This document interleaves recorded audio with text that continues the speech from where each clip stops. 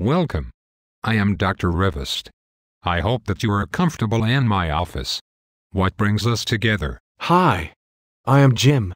I am very nervous about being here. I am his wife, Jane.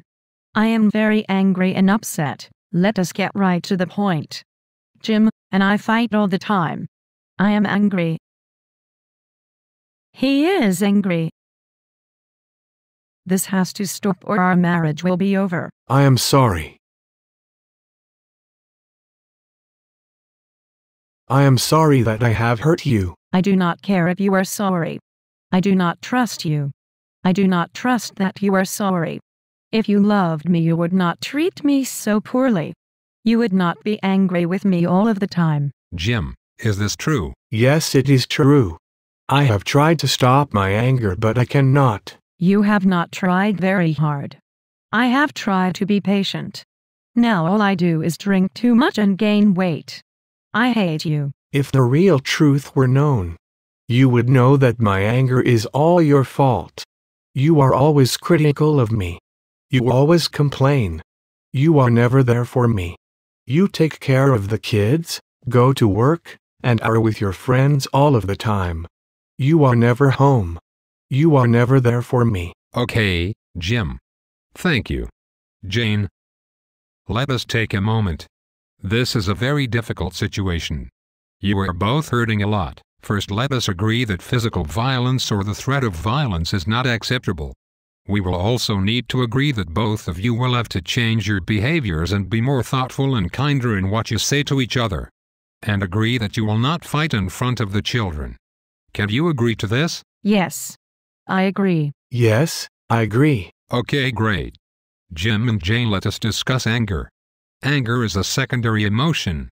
It happens when we believe that we are being threatened, demeaned, or blocked from something we want to do. So we could say that I judge that you are demeaning me. When I feel demeaned, I feel angry. I may show my anger or stuff it inside. Either way, anger can be destructive to ourselves and our relationship.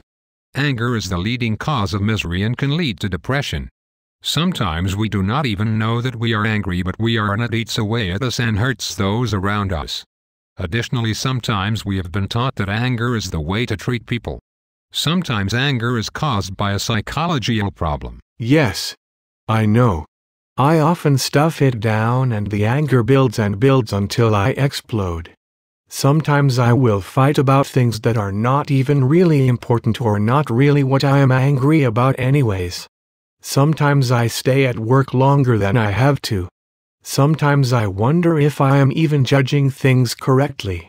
Sometimes I think that Jane does not respect me. When I tell her that, she tells me that she does respect me. I get confused. I spend a lot of time thinking about revenge or other mean things. I often spend a lot of time on the computer. I look at pornography a lot. I do not like doing these things, but I cannot stop. I understand, Jim. Sometimes it is difficult to sort things out when we are full of angry emotions. Did you know that the Bible says that anger is normal and even given from God to create change, particularly against injustice?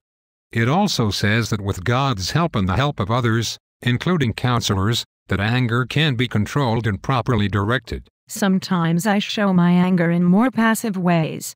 Sometimes I deny that I am angry. I even smile and laugh when I really feel like screaming. Sometimes I refuse to discuss my feelings. Sometimes I get critical of Jim and even accuse him of things I know that he did not even do wrong. I do that to get even with him for his anger. Sometimes I work overtime or think of other ways not to go home.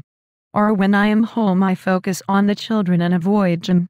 I know that I drink and eat too much. Sometimes I think about having an affair. Thank you, Jane.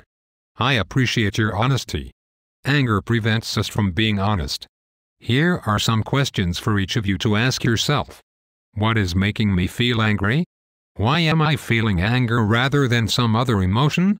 Am I jumping to conclusions about the situation or person who is making me feel angry? Is there something about this situation that threatens me and makes me feel afraid or inferior?